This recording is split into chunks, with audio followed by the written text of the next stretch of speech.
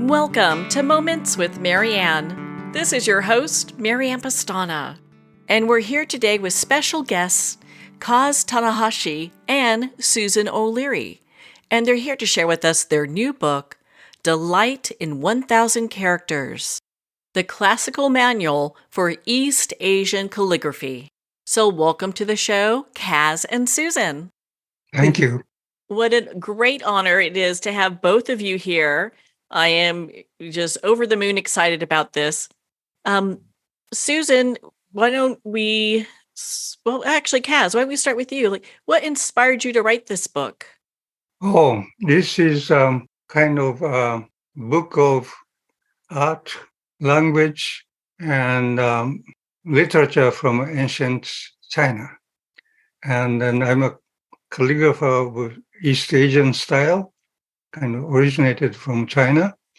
And this is the 6th century artwork, most important and best known, and then earliest known calligraphy textbook from the 6th century. So it's very interesting. I had written a book called Heart of the Brush, Splendor of East Asian Calligraphy. So this is also a kind of calligraphy textbook. And the new book is like a sister book to that, actually studying from the ancient masterpieces, and then we can enjoy looking at the work and understanding the meanings of each character and sort of go from there. Is this becoming somewhat of a lost art in many ways? Because it's just beautiful.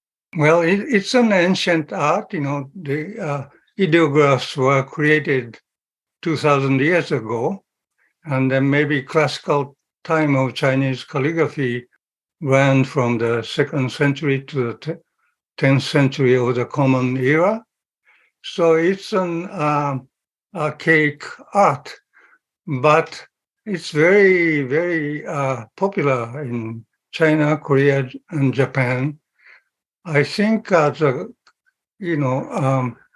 this writing is sort of with the brush is no longer a kind of practical use, except for some special invitations or special menu, kind of personalized menu, or store signs. But calligraphy is so popular in China, and in Japan, never been so popular than ever. So there are a lot of exhibitions, competitions, kind of local school or group shows, and then local national shows, and also solo exhibitions all over all the time. It sounds like just a beautiful way of presenting and really keeping that culture going forward. And so, Susan, with you, what interested you in becoming part of this? Well, Kaz and I have been friends. I was thinking back, it's going on 20 years now.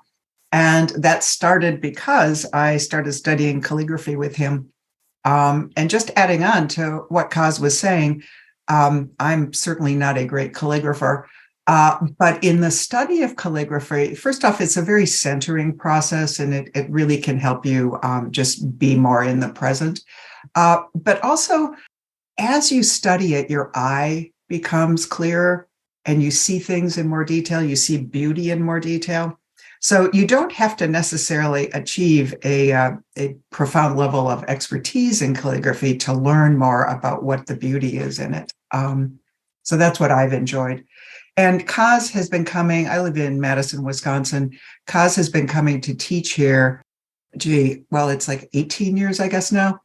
And we decided to do an advanced class on different calligraphers. And so this one year we were studying Zhiyong, and we were in my kitchen. I was at the stove cooking, and Kaz was sitting behind me, and he said very slowly, "Earth is not yellow, it's ochre." because the beginning of the essay refers to the skies and the heavens and the color of the earth.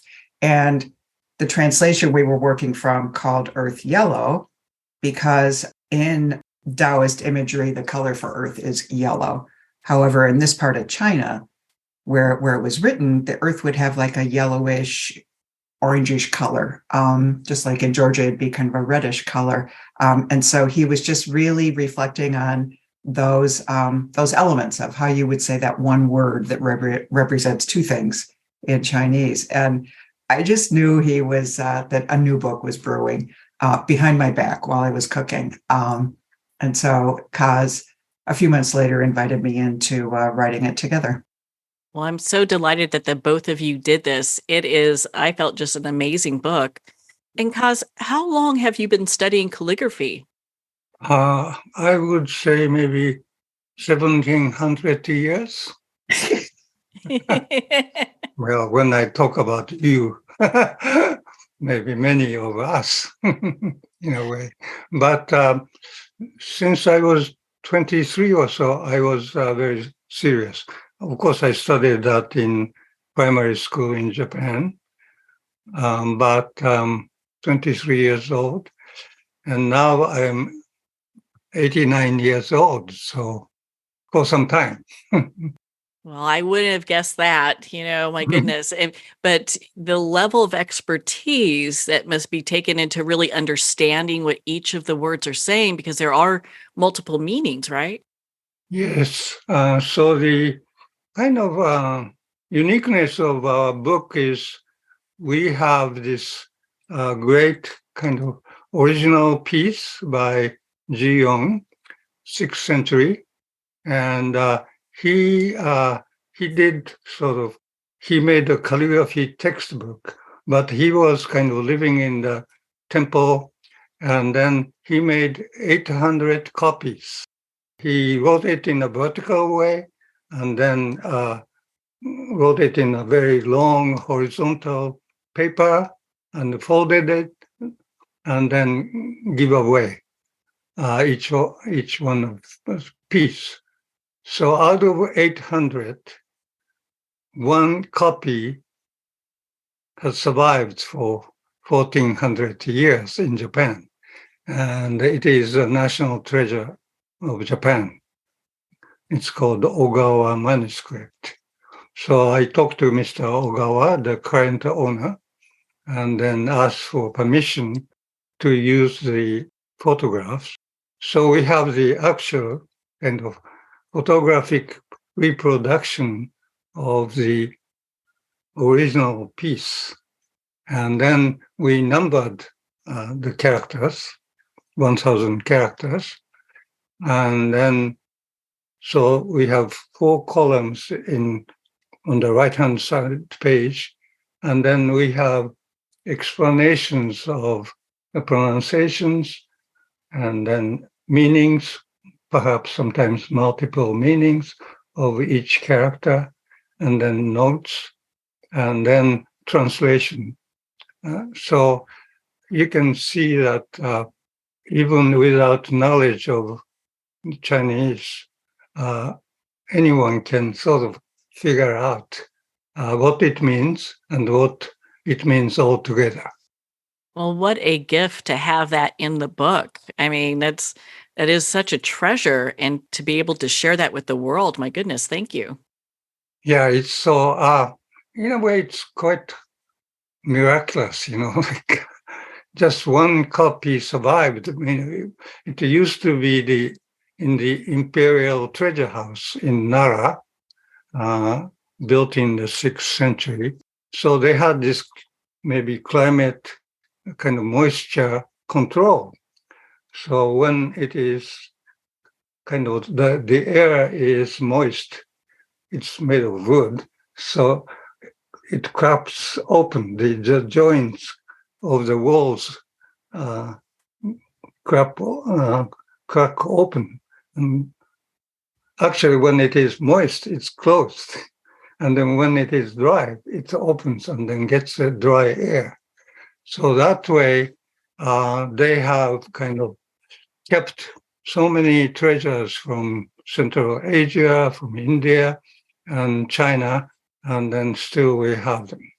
So that's how it started. And then now it became the ownership of the private person. But anyway, so if we think about this treasure kind of in front of us, the photographs, it's quite awesome, I think. I think awesome is a really good word to use for that. Because it is miraculous and awesome that it survived and that we actually get to see it, courtesy of both of you. So my hat is definitely off to both of you for making that happen. And Susan, I know you talk about just, how two characters can tell a whole story. Can you kind of elaborate on that for us? Yeah, that was one of my favorite. There were a couple of favorite parts for me in the essay. And it's actually character 915 and 916 are Liao and Ball. And one of the things for me in not having a familiarity with ancient Chinese culture and was coming to realize more and more, understanding it more. And so in just those two characters, a contemporary reader would have known that it referred to Shang Yiliao, who was a juggler in the spring and autumn period of China. And there was a battle between the Chu and Sung armies. And he stepped between the two armies and started juggling 9 balls. And his skill was so inspiring of fear that the 500 Song troops just retreated. And their fear came from the power in what his juggling represented. It was the number 9 with the 9 balls, and that was the symbol of the emperor and of the infinite. And his ability to work with the Tao in constantly moving the balls what represented the transformation of yin and yang. And his stance at the center of this battle as the center of energy flowing between heaven and earth was part of why he had such power. So that really struck me, just that people reading this 1400 years ago would have known that. That meaning of the text would have just come in right for them. And it's because of Kaz and Kaz's notes in the book that we could come to understand that there was an epic story just in 2 characters. And I loved that about it. That's just fascinating. And it's interesting. I've often heard that when people study a new language, it opens a different part of your brain in many ways. And I can see how learning how to do this type of calligraphy, how that would really open up a person to new possibilities. Or you're talking about presence earlier.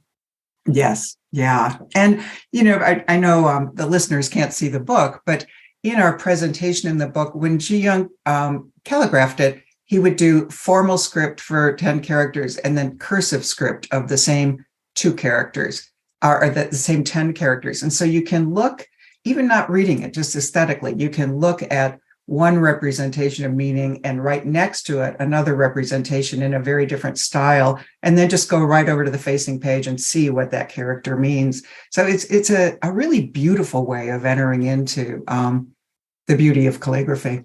Now, Susan, was it difficult to structure this book? Because it's very thorough.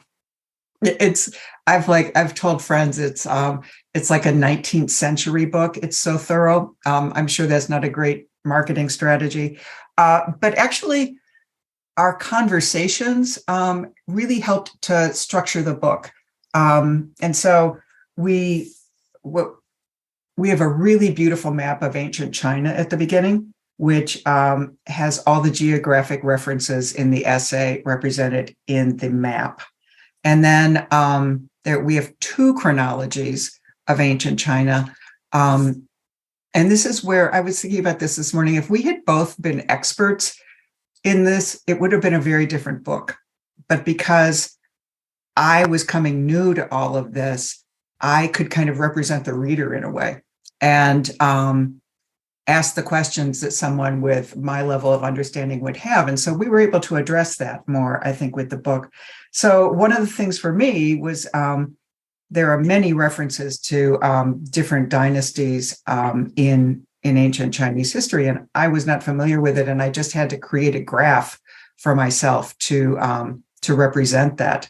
And so we ended up really refining those the graphs, and there's a really beautiful bar graph of the duration of dynasties in ancient China, but then also another graph with the periods, dynasties, and states, because the states of this one period of ancient China are repeatedly represented. And so that wouldn't go into the first bar graph, but it helped to understand it in that way. So just at the front matter, we had those for the reader to reference.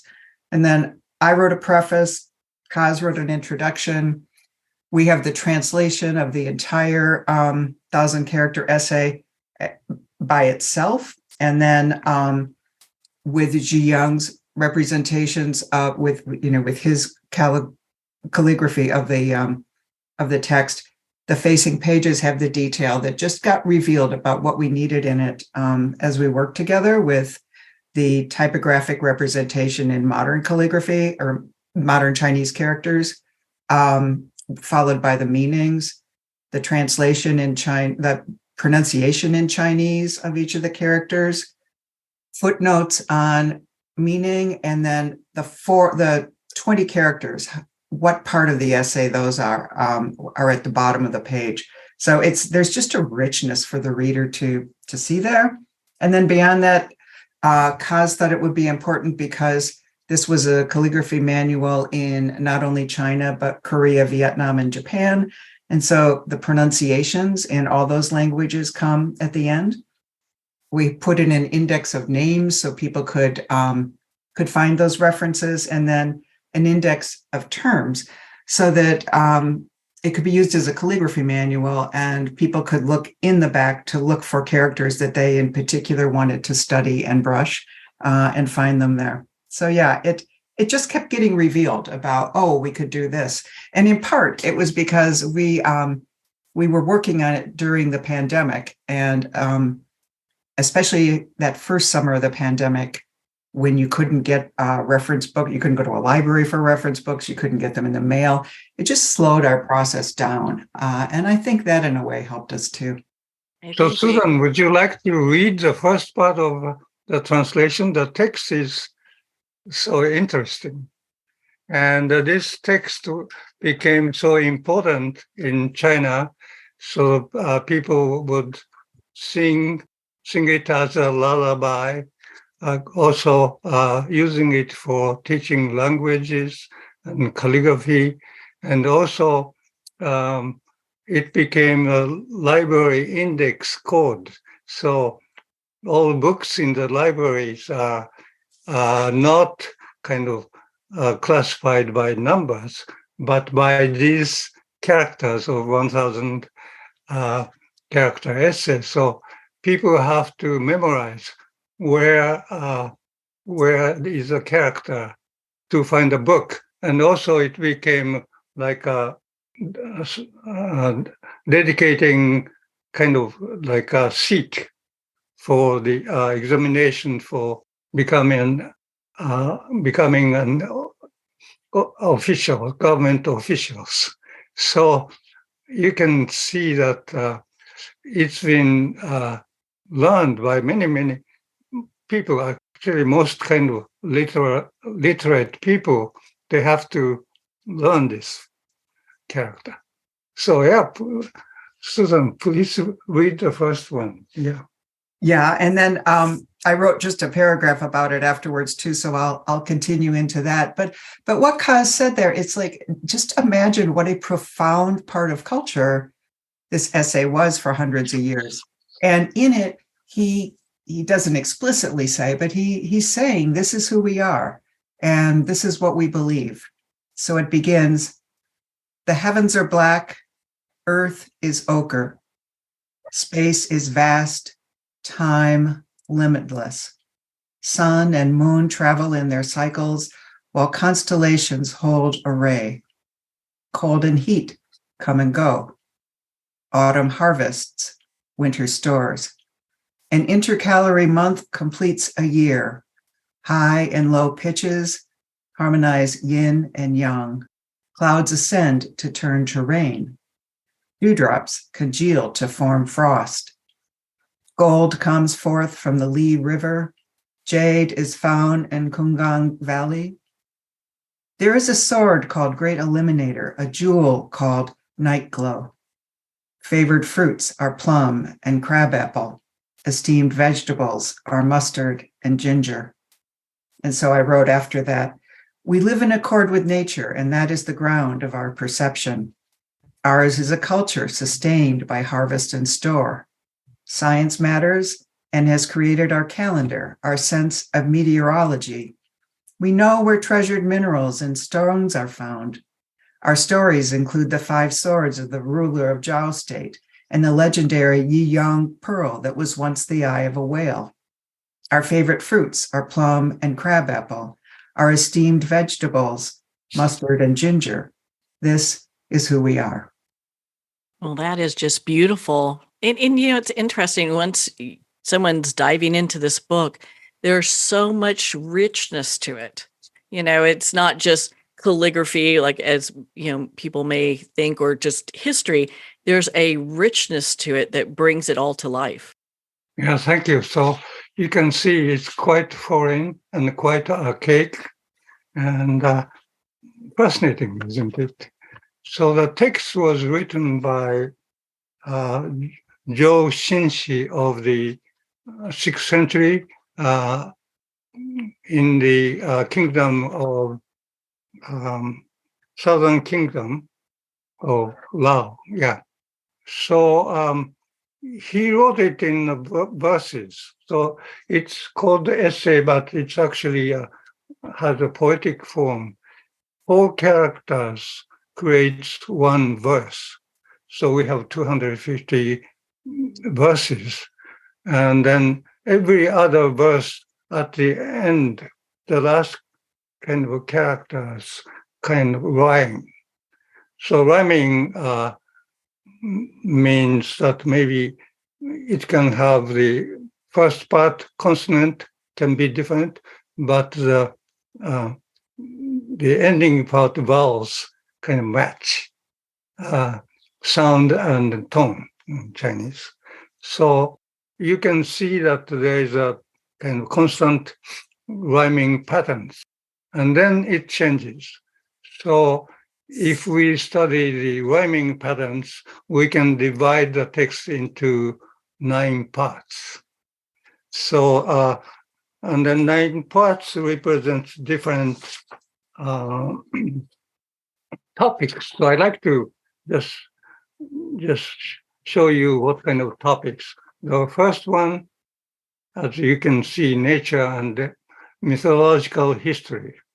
Second part, self-discipline.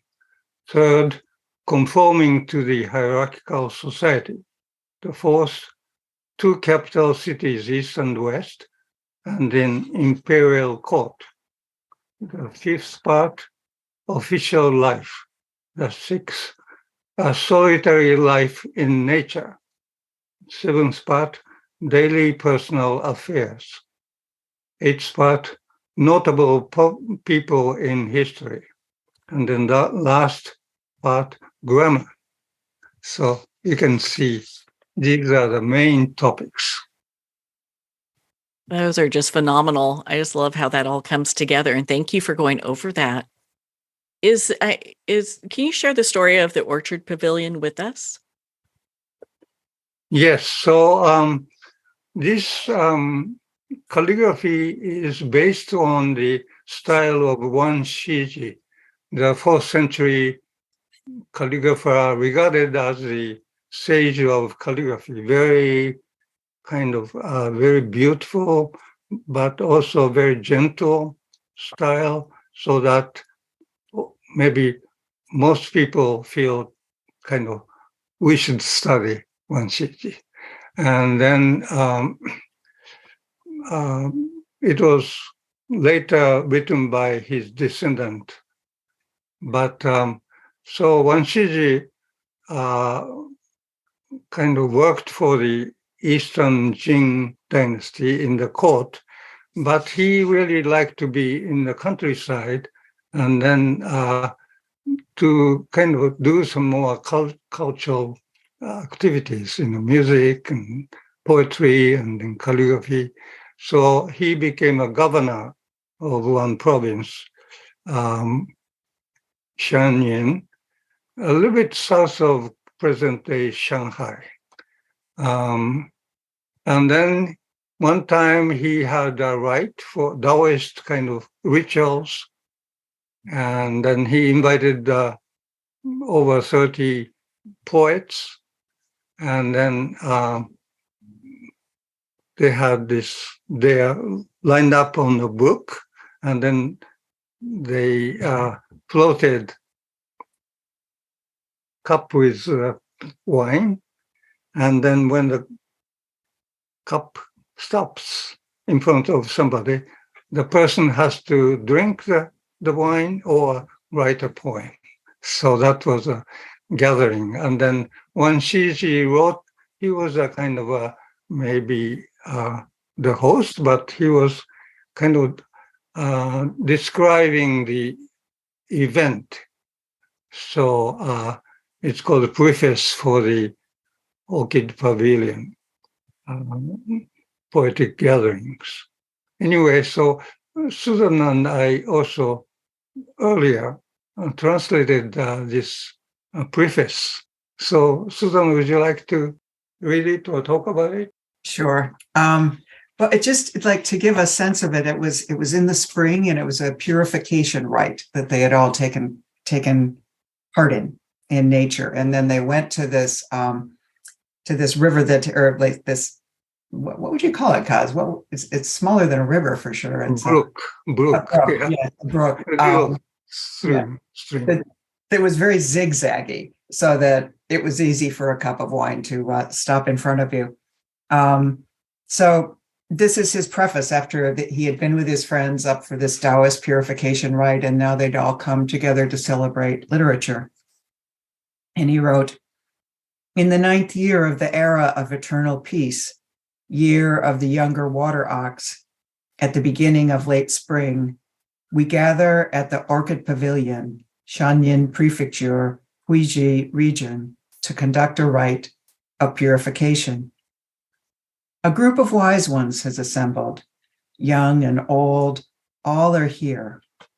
This land has lofty mountains, their jagged peaks rising above dense forests, over groves of tall bamboo.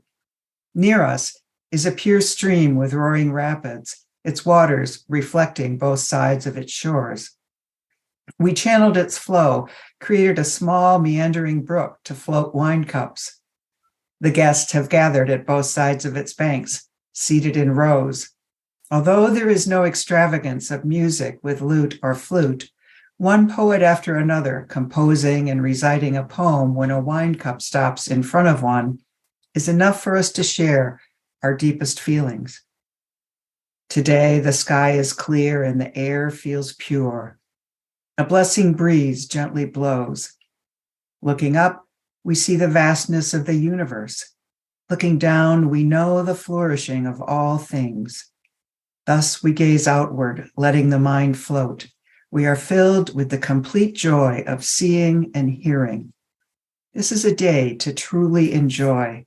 For indeed, in reflecting on life, people may embrace a multitude of ways, some speaking intimately with friends in closed rooms, others following their thoughts, wandering freely outside the body. However different their ways may be, some still, others active, they find joy in life's encounter, momentarily achieving the illusory contentment of self, forgetting old age's certain arrival. When we weary of our accomplishments or our emotions are caught by transient matters, our feelings also change. What pleasure we once rejoiced in quickly becomes memory. Even so, we cannot help but be drawn back to being, fully aware that our short lives are fleeting, and in the end, there is only death. So it does get a little perkier after that, but I just think it's such a beautiful piece. That is a beautiful piece, and you could see just the poetic features of it as it flows through. I think most of us can listen to that all day. So this calligraphy, he wrote it, and then of course he did some corrections and he added some characters. And this was a draft. And then next day he wanted to kind of write a clean piece, but he could not do anything better. So he kept it as it is. So it was usually, it's rather very unusual kind of masterpiece in Chinese calligraphy, just with all corrections and then crossing away. And so it was known as kind of maybe one of the foremost calligraphy in the history of Chinese calligraphy. And then later in the 7th century, Emperor Tai, the second emperor of Tang Dynasty, wanted to have it. So he sent somebody kind of to kind of study with Wang Shiji, and then this person kind of stole the piece and then brought it to the emperor. Of course, that time Wang Shiji was no longer alive, but one of his descendants kind of was keeping it. So you can see that, and then emperor loved it so much, so he willed that this will be buried with him. So we lost the original piece. But before that, a number of people, calligraphers, made kind of a very faithful copy of it. And then many stone carvings were made, so that we can sort of, calligraphers nowadays study the stone rubbings of the piece. That's fascinating. I didn't know that. And it's great to understand that that's just so ingrained in the history like that. When you were able to get a copy of, the essays, did it take a long time to go through and read it? You've been doing this for a while. Is it just like, oh, this is what it says? Did you take a lot of time to just be thoughtful and go through it? Well, Susan and I went to this orchid pavilion, so there's a museum, and then so that we can buy stone rubbings very easily. So we have that. And also this being printed, like a calligraphy textbook. So many serious calligraphers actually, in whether it's the calligrapher is in Taiwan or Korea or Japan or China, they study the reproduced printed copy of these stone rubbings. So it's white characters on black background, right? And then this been all kind of put into ideograph types, so it's easily to understand. And so I'm trying to read ancient Chinese characters, so I had a great pleasure of working with Susan and then translating it into English. Another interesting part of Wang Shiji's story is that his teacher was a woman, which was absolutely unheard of in the time. And she was not allowed to study calligraphy. Her brothers and cousins could, but she couldn't. But she watched. She probably brought tea to them or got materials for them, and she just watched the whole process and then would study by herself in her room. And her uncle finally saw it and allowed her to study that too. And she, as an adult, she wrote an essay called On Handwriting, where she really described the power of what a calligrapher does and how strokes are made.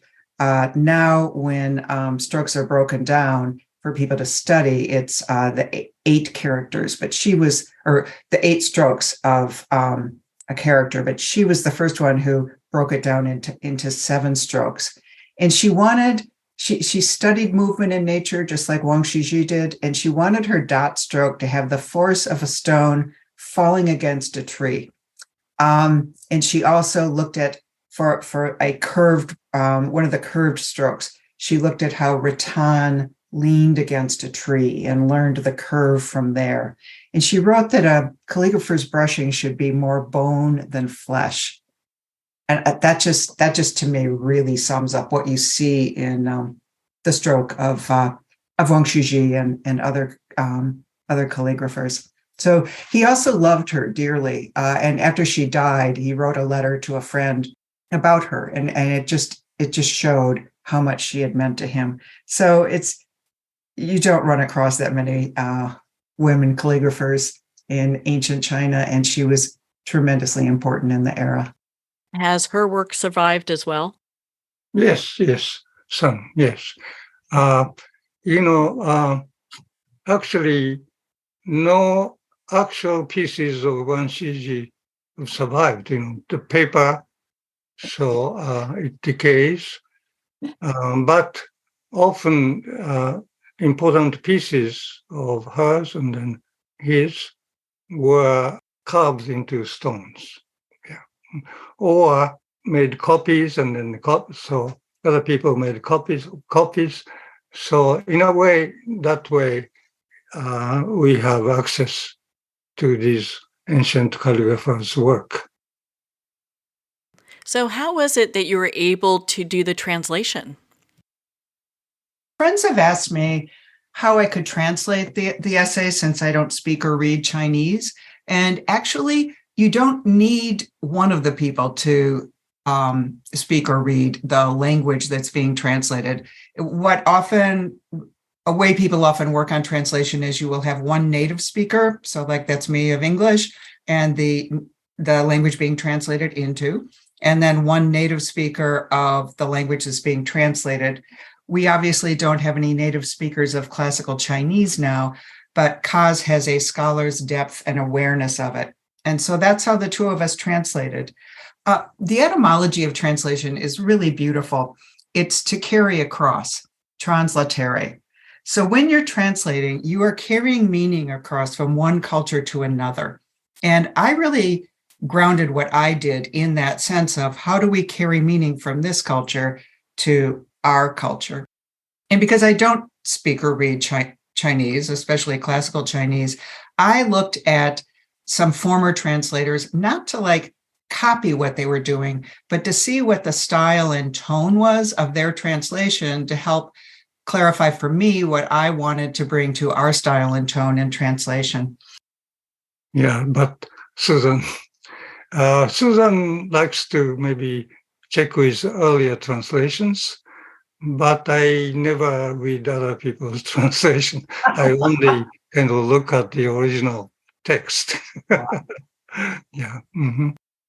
So Nathan Sturman was a really amazing person. He had no academic affiliation, but he loved this essay. And so he, on his own, translated the essay rhyming to be more like the classical version of it, and posted it online. And while we were working on it, I came across that and read it and loved what he had done, and realized he had died maybe 5 or 10 years before we did our work. And I was really sad about that, because I felt so strongly his presence in loving this essay, and imagine the attention he had to bring to his translation to continually have a rhyming structure through it. But that didn't seem to me what I wanted to do with our carrying it across into our culture, was to have such a traditional form. Heng Zhang is a Chinese calligrapher who lives in the Twin Cities, and he also loves the essay and published a beautiful book in clerical script, which is an earlier script than the ones that Ji Young used. And his is a very kind of ceremonial translation. It's exact and it's formal. And our translation is exact, but I didn't want that formal aspect of it to the extent he had it, and carrying it across to our culture.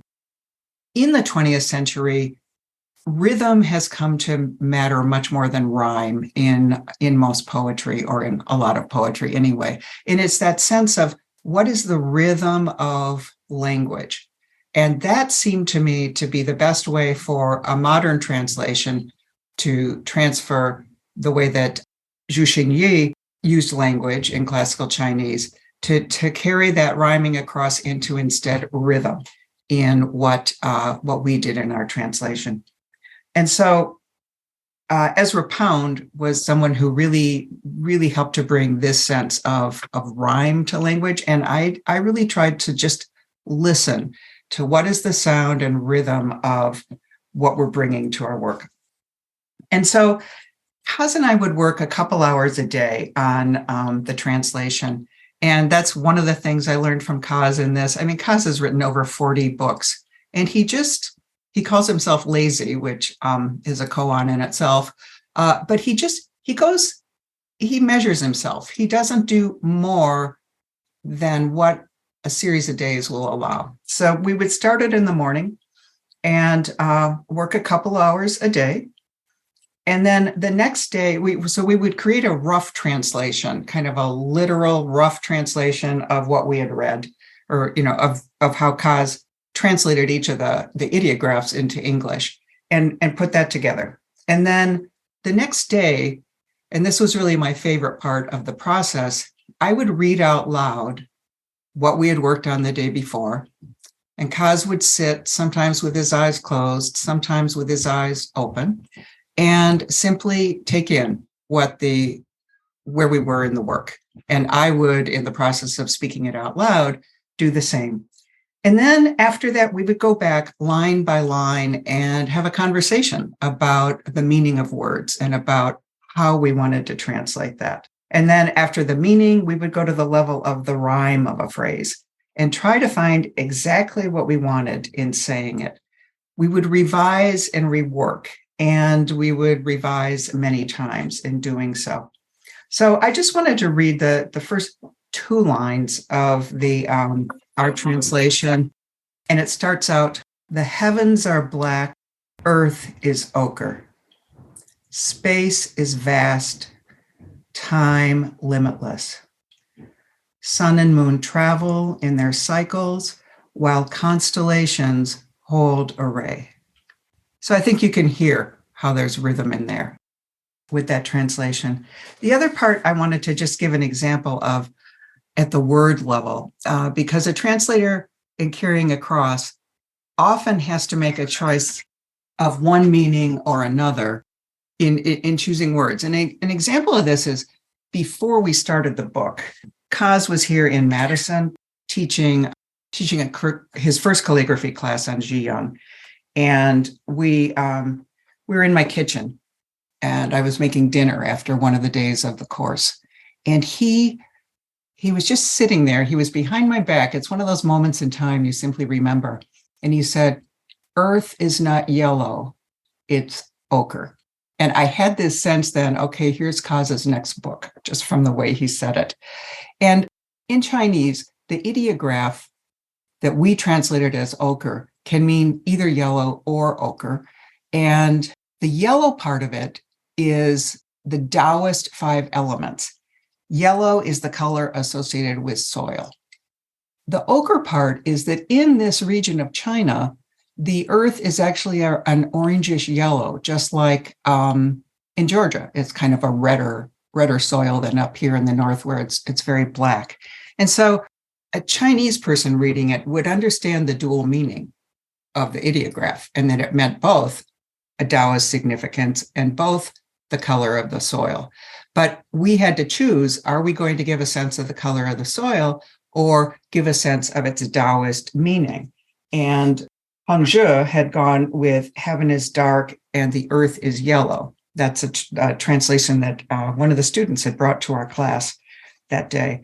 And we thought it was more important to give the Taoist sense by the natural world. And then actually we put a footnote in in the book too, explaining the dual meaning. But that's just an example of the types of things you have to think about when you're translating. And we went with rhythm as a way of a modern representation of rhyme. And then also those careful conversations helped us to figure out what were we going to prioritize when we couldn't give two meanings, how were we going to give one? How can people today use this book? I mean, it's got so much great information. I was just so just the book's amazing. I just love it. How can we use this today? So Susan worked very hard to make an index of names of people and places, but also books, but also index of terms. So if you look at any word in English, if you like to find a maybe word like snow, well, how does it look in formal script or cursive script? And then you can see it in there. So from English, so in a way, it's kind of easy way to find Chinese characters from English through index. So that way you can sort of enjoy looking at the Chinese character brushed kind of in two ways, and then see how it sort of changes. So that's kind of taking a look at that is one thing. And then, of course, taking a brush and then try that is another way. Nowadays, we have all kind of good online dictionaries. So it's easy without knowledge of any kind of Chinese language or calligraphy. You can go to an online dictionary, calligraphy dictionary, and then paste the character or the digitalized character, and then you can find ancient samples anyway. So that way you can use this book, and then, the reason I'm saying is that stroke order is important because often there are similar characters but written in different strokes. So different, maybe similar shape, but different stroke order, maybe different characters. So you could kind of find the stroke order in the formal script, and then cursive script will be kind of following. And then do the kind of study by yourself. You can do studies. Of course, it's nice to have a local master around, and I'm sure you can find some masters if you're living in large cities. So you could do the brushwork too. Another way that I feel like the book is a rare invitation to think about culture. That's what I came back to over and over as we were working on it, and there are oblique references to Chinese writers in the book, and so I went and I read those, and I had read Lao Tzu and some Confucius, but I was unaware of Zhuangzi. And reading his work, he's an astounding writer. And Thomas Merton, in translating him, said that this was the book he most enjoyed working on. So I came to know his writing. But also, when I put the index together, I put it together in a spreadsheet, so I could just go through and every definition in a spreadsheet, and then I could go back and easily alphabetize it. But I also realized I could just kind of sort by number and how many times something was referred to. So there are 5 different categories of jade in the essay. I'm saying this in terms of what would we highlight in our culture? If we were going to describe our culture, what 10 words would we use, say, or what that would be? Okay, that would be like the back of an envelope thinking. 100 words, you would need to start thinking about category. And 1,000, you would absolutely have to organize by category, which Kaz demonstrated by reading off the elements of the essay. But going back then to, okay, 5 categories of different kinds of jade, 6 categories that can mean assist, and 6 too for beautiful and government, 7 for understand and look. Good has 8 characters, while receive and respect are represented in 9 different ways. In this essay, there are separate signs for the 2nd and 3rd stars of the constellation known in Asia as the Northern Dipper. So how would we choose 1,000 words that demonstrate what our culture is? And that, in a way, it's an invitation to like pull out the back of an envelope and come up with 10. But I learned so much about how we exist in culture and how it defines who we are by working on this book.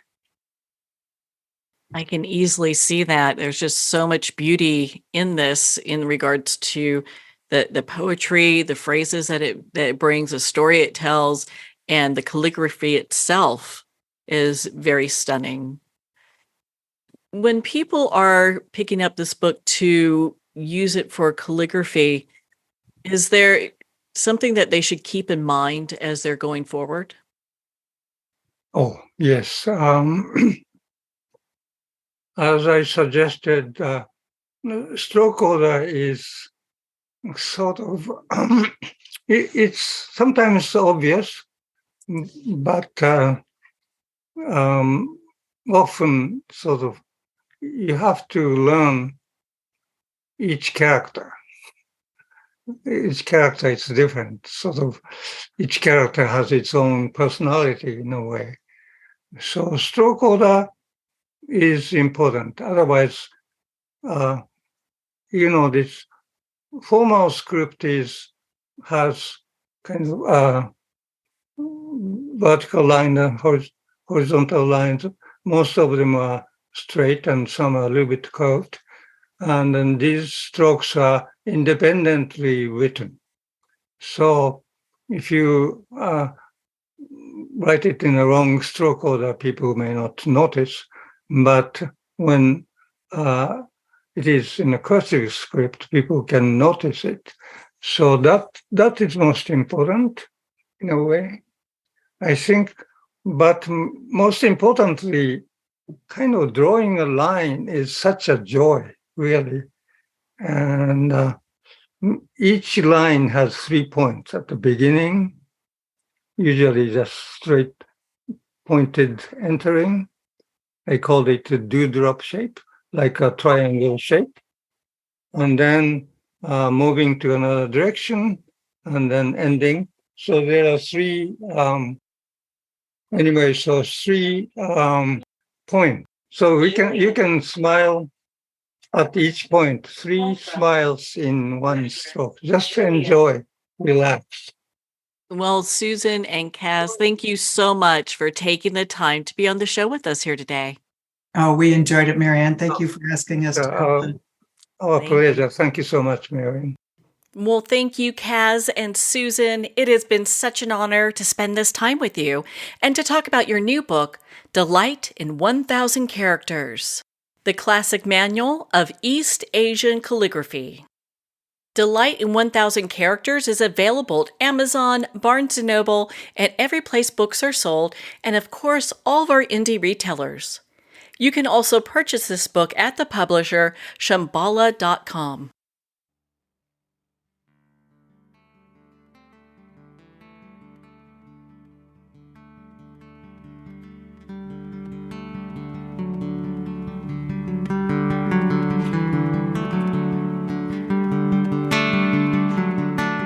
I'd like to thank Jason Eastwood at Guitarfulness for sharing his inspiring music and talent with us. His music is known worldwide for cultivating atmospheres of harmony, inner peace, and clarity. Visit Jason's website at guitarfulness.com. Join his newsletter, be part of his community, and download his music.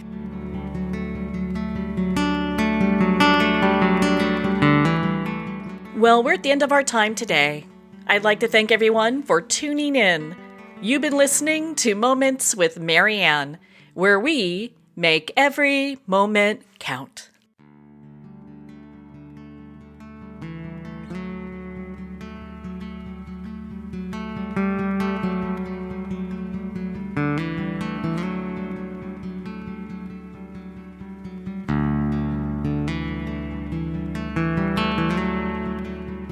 In a single moment, your life can change. Moments with Marianne is a transformative hour that covers an endless array of topics with the best of the best. Her guests are leaders in their fields, ranging from inspirational authors, top industry leaders, and business and spiritual entrepreneurs. Each guest is gifted and a true visionary. A recognized leader in her own work, and while teaching others to develop, refocus, and grow, Marianne will bring the best guest and sometimes a special surprise. Don't miss this. You never know just which moment will change your life forever.